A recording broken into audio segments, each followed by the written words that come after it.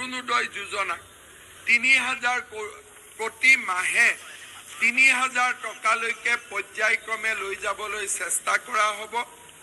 ৪০ লাখ উদ্যমিতা অভিযানত ১০,০০০ টকাৰে উপকৃত হোৱা আই মাতৃসকলক পুনৰবাৰ ২৫,০০০ টকা আগবঢ়োৱা হ'ব।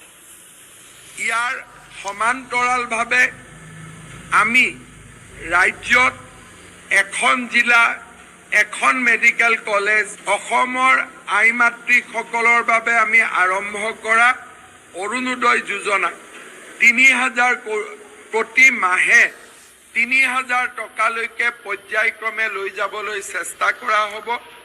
৪০ লাখ উদ্যমিতা অভিযানত ১০,০০০ টকাৰে উপকৃত হোৱা আই মাতৃসকলক পুনৰবাৰ ২৫,০০০ টকা আগবঢ়োৱা হ'ব।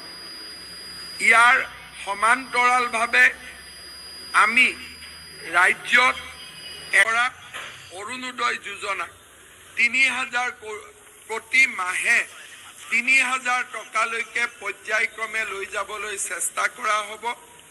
৪০ লাখ উদ্যমিতা অভিযানত ১০,০০০ টকাৰে উপকৃত হোৱা আই মাতৃসকলক পুনৰবাৰ ২৫,০০০ টকা আগবঢ়োৱা হ'ব।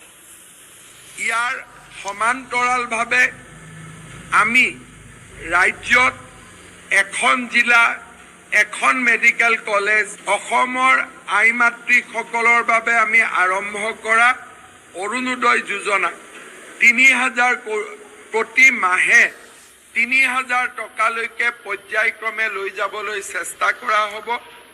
৪০ লাখ উদ্যমিতা অভিযানত ১০,০০০ টকাৰে উপকৃত হোৱা আই মাতৃসকলক পুনৰবাৰ ২৫,০০০ টকা আগবঢ়োৱা হ'ব।